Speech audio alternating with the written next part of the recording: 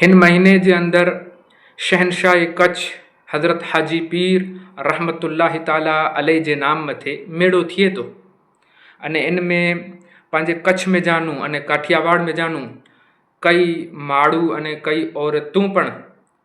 पॻे निकिरें अने इन में अमुक विडिया त अहिड़ा ॾिठो त इन पॻे निकिरे वरी औरतें के अने माण्हूअ के स्वागत करे रहिया आहीं, फुल चढ़ाए रहिया आहीं,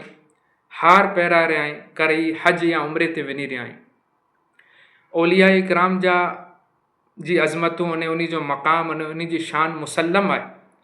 उन जी मुबारक ज़ातूं असांजी अक़लें थी वराउल वरा आहिनि, पण उन जे नाम मथे मेड़ा तमाशा करना अने पोइ मर्दें अने औरतें जो साथ में पॻे निकिरनो अने इन जे अंदरि पोइ अमुक जॻह ते अमुक अशख़ास जे ज़रिए कुरो थिए थो ख़ुदा जी पनाह अने विच में इन में जानू कई वरी नचकारा करींदा वञे, डांस करींदा वञे अने अक़ीदत जे नाम मथे वलीउल्लाह जे मज़ार ते हाज़िरी ॾिए त ख़ुदा पांखे सही समझ अता फ़रमाए। इन मामले में पां थोड़ो समझदार बनो अने औलिया अल्लाह से सच्ची अक़ीदत मोहब्बत आए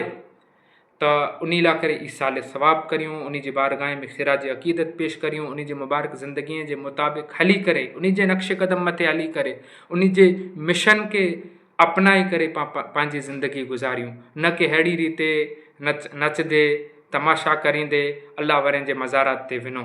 अने मेड़े में पहलो पण चयो वरी बि चऊं था जे मेड़े में वञे जो बंदि करे छॾियूं। औलिया अल्लाह ते वञो, उन जे मज़ारात ते हाज़िरी ॾियूं अने जिते इन जे नाम मथे उर्स थिए, इन जी ईसाले सवाब लाइ करे उर्स थिए अने शरई हदें जे अंदरि उर्स थिए त उते हाज़िरी ॾियूं अने इन जे मज़ारात ते हाज़िर थियूं, इन से पंहिंजी अक़ीदत खे वाबस्ता रखूं, पण इन जे नाम मथे मेड़ा तमाशा अने को पण ख़ुराफ़ात थिए उन जे अंदरि हरगिज़ शामिल न थियूं। अल्लाह तबारक व तआला पामिणी के सही समझ अता फ़रमाए।